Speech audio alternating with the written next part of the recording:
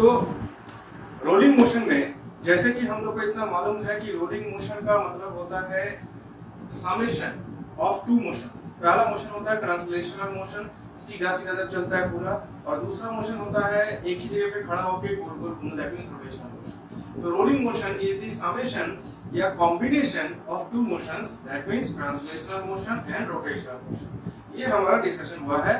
अब अभी जो हम लोग ये देखने वाले हैं कि what are the conditions, या what is the conditions we need to create या we need to observe in which we will find that a cylinder rolling down an inclined plane will roll without slipping। सीधे सीधे शब्दों में अगर कहा जाए तो हमारे पास एक इंक्लाइन प्लेन रहेगा और उस इंक्लाइन प्लेन पे एक सिलेंडर की बात करो, स्फीयर की बात करो, या कोई भी ऐसा बॉडी जो रोल कर सकता हो, वैसा बॉडी, कोई बॉडी अगर उस इंक्लाइन प्लेन में रख दे तो वो रोल करना शुरू कर देगा बहुत अच्छे से, और वो रोल करते वक्त स्लिप नहीं करेगा। दैट मींस ट्रांसलेशनल मोशन का कोई भी पार्ट वहां पे प्योरली ट्रांसलेशनल मोशन नहीं रहेगा। यानी बॉडी अगर ये इंक्लाइन मोशन है तो यहाँ पे अगर एक सिलेंडर की बात करें, इमेजिन करो दिस इज द सिलेंडर, तो ये इस इंक्लाइन प्लेन को ऐसे करके रोल करते हुए जाएगा, यानी ऐसे करके रोल करते हुए ही जाएगा। ऐसा बिल्कुल नहीं होगा ऐसे स्लिप करके चला जाए, ये हो जाएगा स्लिपिंग। ये होता है ट्रांसलेशनल मोशन। यानी लीनियर मोशन, लीनियर मोशन का हम लोग कोई भी प्योर कंपोनेंट नहीं रखेंगे। ये लीनियर मोशन उसमें हिस्सादारी रख सकता है, रखेगा ही, बट प्योर ट्रांसलेशनल नहीं रहेगा, वहां पे रोलिंग ही रहेगा, नो ट्रांसलेशनल मोशन रहेगा, सिर्फ इसको रोल करवाना है हम लोग को। तो we need to find a condition where we can create a rolling motion without slipping. तो हमारा अच्छा टॉपिक रहेगा रोलिंग मोशन विदाउट स्लिपिंग, यानी रोलिंग विदाउट स्लिपिंग, या condition for rolling without slipping.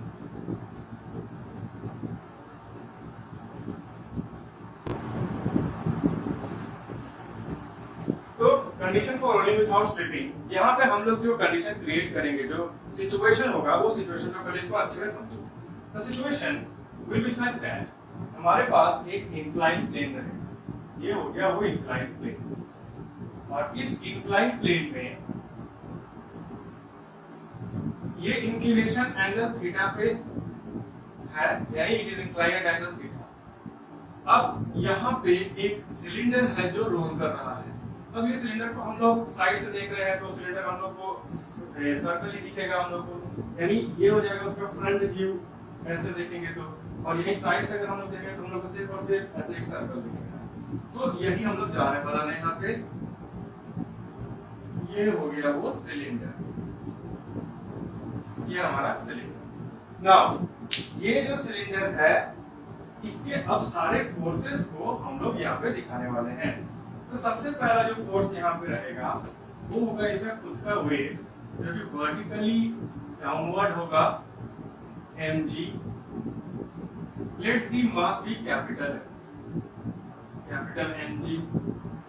Surface से ये जो एंगल दिख रहा है कंपोनेंट ऑफ mg, यहां से एंगल थीटा बनाएगा, तो ये हो जाएगा mg cos थीटा,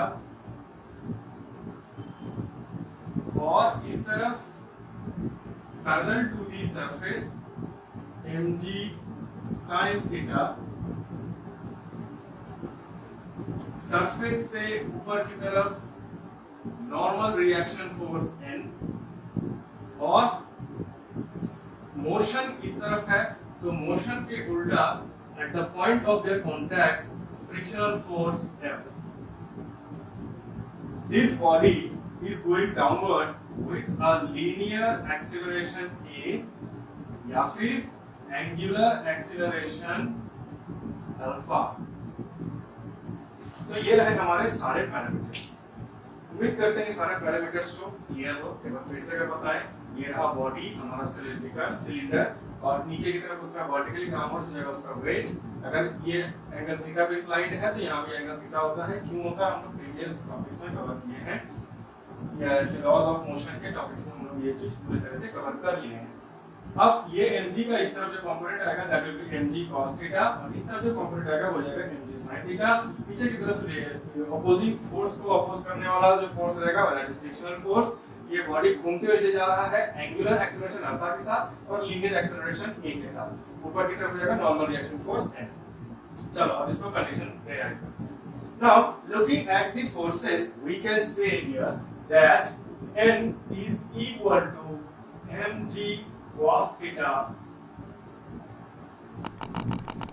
and नीचे की तरफ अगर आ रहा है तो net force ma is equal to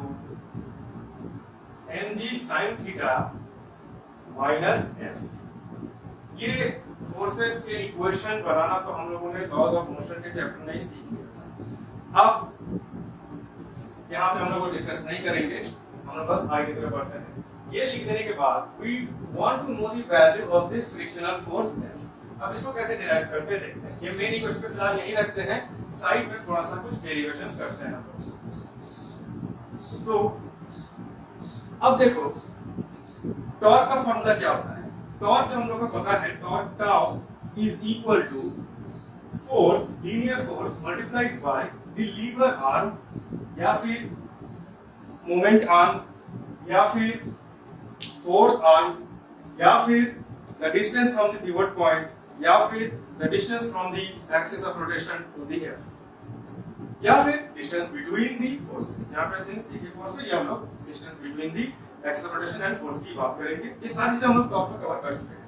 यहां पे अगर ध्यान दें तो ये हो गया हम लोग एक्सिस ऑफ रोटेशन। अगर सिर्फ रोटेशनल मोशन पे अगर देखें ये बॉडी ऐसे गोल घूमेगा एक जगह, तो इसका एक्सिस ऑफ रोटेशन हो जाएगा ये बीच वाला। अब यहाँ पे एक ही फोर्स है जो इसको रोटेशन करवा रहा है, वो है फ्रिक्शन। अगर फ्रिक्शन नहीं करता तो ये सीधा ऐसे करके गिर जाता बिना रोटेशन किए हुए। फ्रिक्शन फोर्स है इसलिए तो ऐसे करके गोल घूम रहा है, बिकॉज़ इसमें ऐसे स्लिप करते हुए जा रहा है।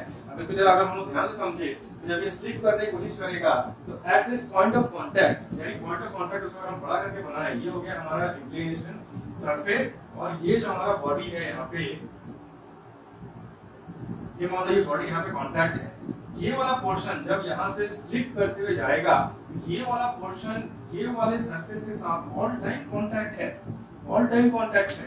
तो जब इसका स्लिप करते हुए नीचे की तरफ जाएगा तो अगर यहाँ पे फ्रिक्शन नहीं है तो ये आराम से आ जाएगा, then it will be purely translational motion. लेकिन अगर यहाँ पे फ्रिक्शन आ गया तो ये क्या करेगा, फ्रिक्शन ये वाले पॉइंट को, यानी अगर ये यहाँ पे अगर हम पॉइंट मार्क कर दे A, ये वाले पॉइंट A को ये सरफेस के साथ ये पकड़ लेगा, कांटेक्ट ड्यू टू फ्रिक्शन आगे नहीं मूव करने देगा। इससे क्या होगा, ये बॉडी का ये जो हिस्सा है पॉइंट, ये पॉइंट आगे की तरफ बेंड हो जाएगा, घूम जाएगा।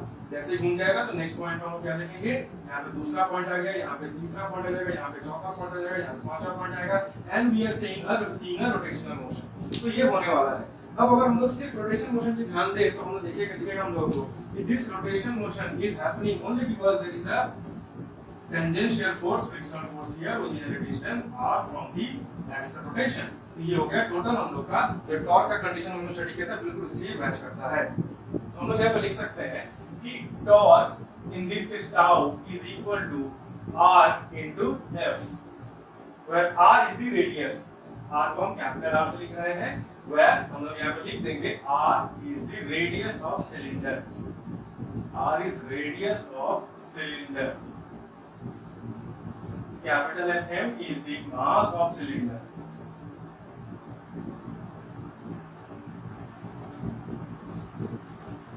Now, tau is equal to r cross f। ठीक है, ये तो यहीं पे रह गया। अगर हम लोग F जो है यहाँ पे force that is the frictional force F से काम करते हैं, इसको हम F लिखते हैं ऐसे करके फ्रिक्शनल फोर्स F। अब अच्छा इस F को कैसे लिख देते हैं, F हो जाएगा फ्रिक्शनल फोर्स।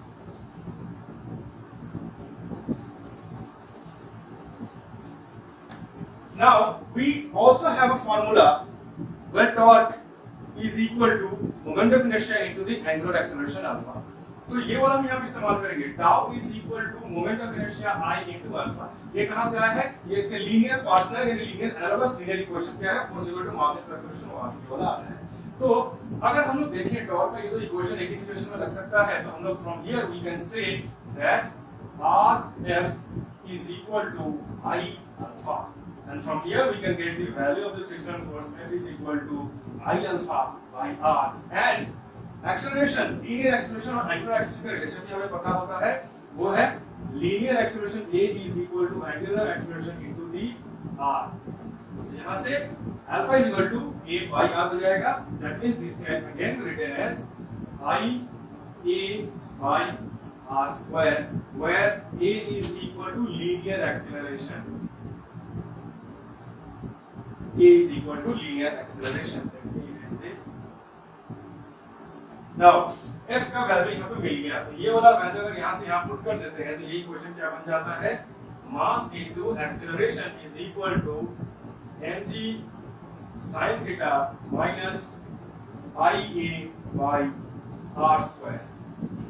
नाउ यहाँ से अगर हम m डिवाइड कर देते हैं तो यहाँ पे हो जाएगा a equal to g sin theta minus ia by mr square।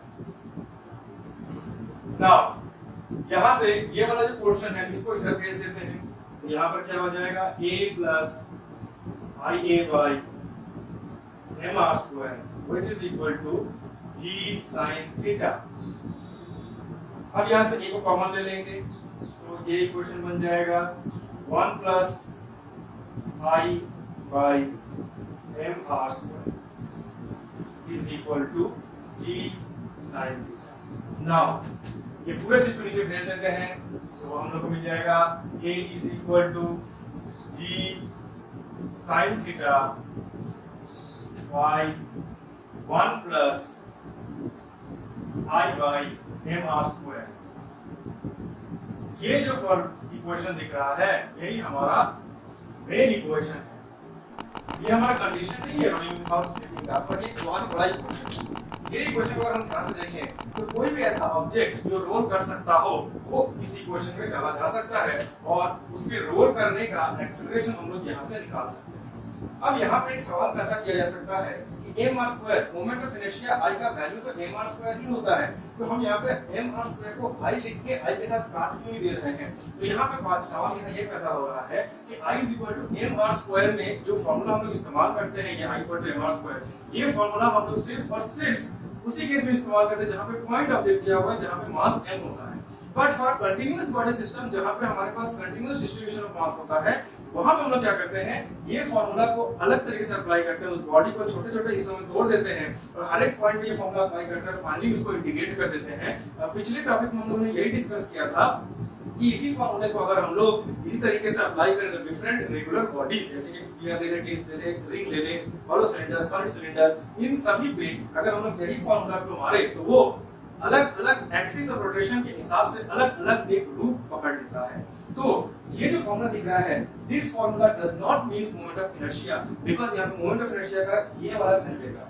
अगर हम लोग स्फीयर की बात करते हैं तो स्फीयर का फॉर्मूला हम लोग यहाँ पुट करते हैं मोमेंट ऑफ इनर्शिया का, हॉलो सिलेंडर की बात करें तो हॉलो सिलेंडर का पुट करेंगे, सॉलिड सिलेंडर की बात करें तो सॉलिड सिलेंडर का पुट करेंगे, एनीथिंग व्हिच कैन रोल उसी का moment of inertia across the axis जो कि उसका बीच से पास हो रहा हो, क्योंकि अगर वो रोल करेगा तो सारी सी बात है रोल करते वक्त वो अपने एक्सिस के अक्रॉस ही रोल करेगा, इसीलिए वो moment of inertia across its axis से हम लोग को निकालना पड़ेगा यहाँ पे और वो पुट करना पड़ेगा। और यहाँ पे mr स्क्वायर में हम लोग इसको I में नहीं पढ़ देंगे because this is not the actual या final formula of moment of inertia for a continuous mass distribution system.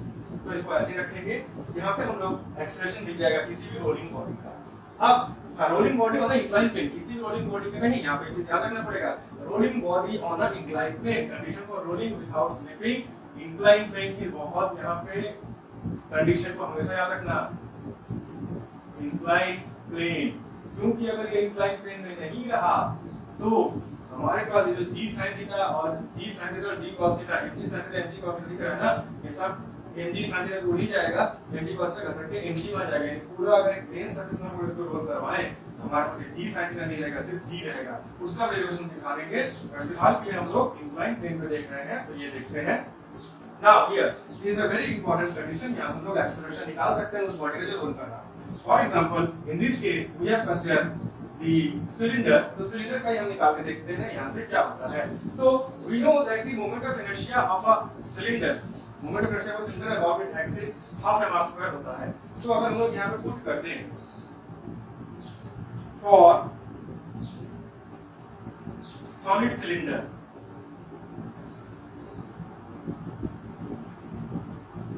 For solid cylinder हम लोग यहाँ पे क्या लिख सकते हैं, we know that moment of inertia is equal to half mr square।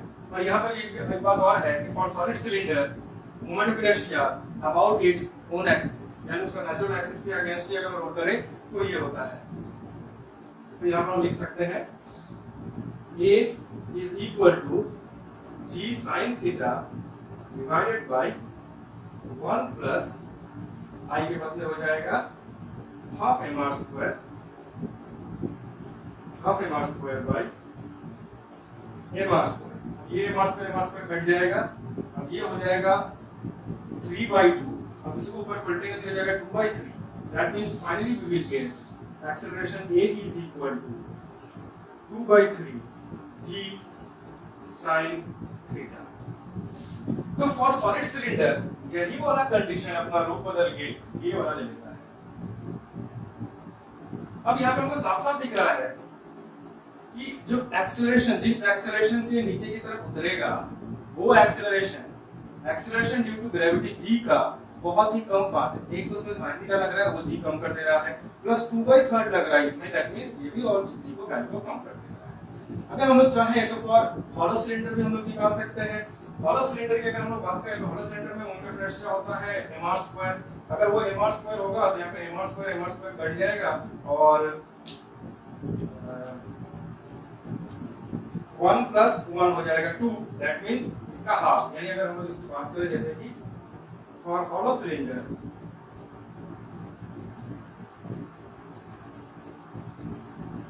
Cylinder we know moment of inertia about its natural axis is mr square।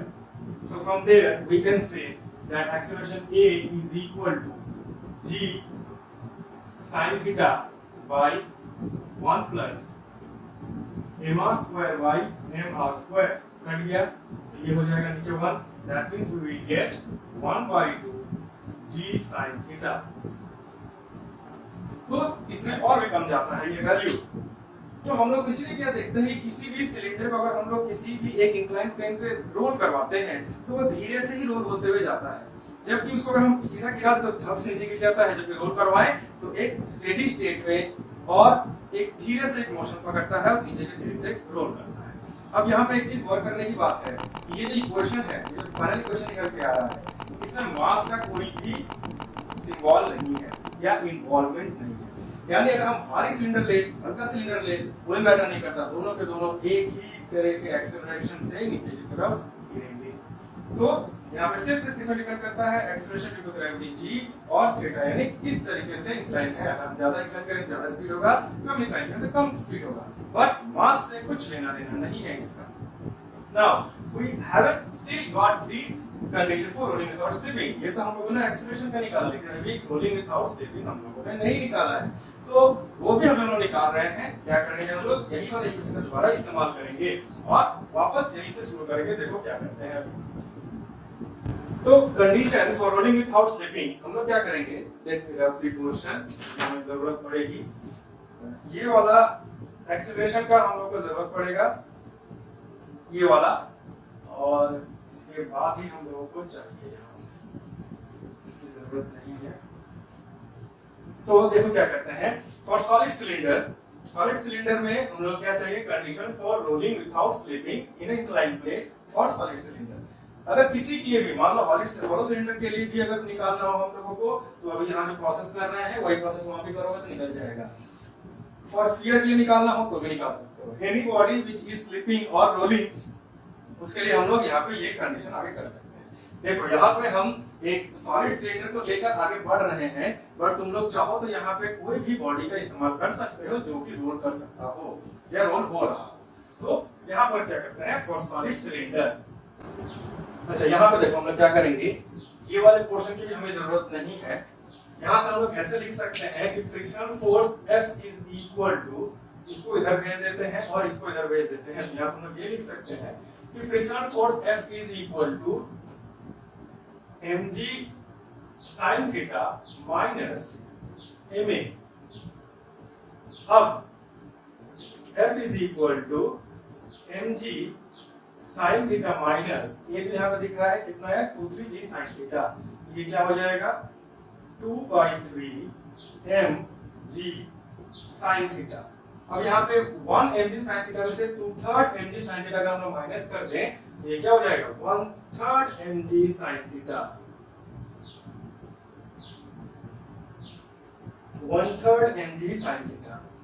Now अब हम लोग को मालूम है that means we know that frictional force F is equal to coefficient of static friction multiplied by the normal reaction.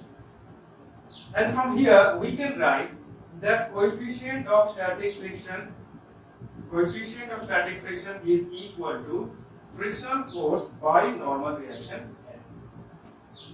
So अब हम लोग यहाँ पे इसी को नॉलेज में इस्तेमाल करते हैं और सारे वैल्यूज को पुट करते हैं। Coefficient of static friction is equal to F, F हो जाता है हमारा यहाँ पे 1/3 mg sin थीटा और नीचे आ जाएगा n और n हमारा है mg cos थीटा, तो mg cos थीटा mg कट जाएगा, यहाँ से हमें मिलेगा 1/3 tan theta because sin theta by cos theta tan theta. तो we get from here that minimum value of the static coefficient of static friction कम से कम कितना वैल्यू होना चाहिए, वो इसके बराबर होना चाहिए। और ये साफ साफ दिख रहा है किस पे डिपेंड करता है, this depends upon the angle theta, theta पे पूरी तरीके से डिपेंड करता है। थीटा को अगर ज्यादा ऊपर करेंगे तो हम लोग उतना ही ज्यादा फ्रिक्शन चाहिए, थीटा को उतना ही हम लोग कम करेंगे उतना ही कम फ्रिक्शन चाहिए हम लोग। तो यहाँ पे अगर हम लोग कम से कम कितना वैल्यू रखना है न्यू इसका, तो इसके बराबर रखना है। तो ज्यादा कितना हो सकता है, कितना ज्यादा हो सकता है, that means the condition for rolling without slipping we can create is the coefficient of static friction must be greater than equal to 1/3 tan theta. ये पूरी तरीके से इसी के बराबर आना चाहिए, यानी greater than equal to tan theta. कम से कम कितना होना चाहिए, इक्वल टू 1/3 tan थीटा। चाहो तो 3 की तरफ ला सकते हो या ऐसे भी रख सकते हो। So this is the final condition which we were finding from past 20 to 30 minutes. The condition for rolling without slipping for a solid cylinder on an inclined plane. ये सारे कंडीशन बहुत जरूरी है। एक भी कंडीशन अगर बदलता है तो हमारे डेरिवेशन में थोड़े बदलाव आएंगे।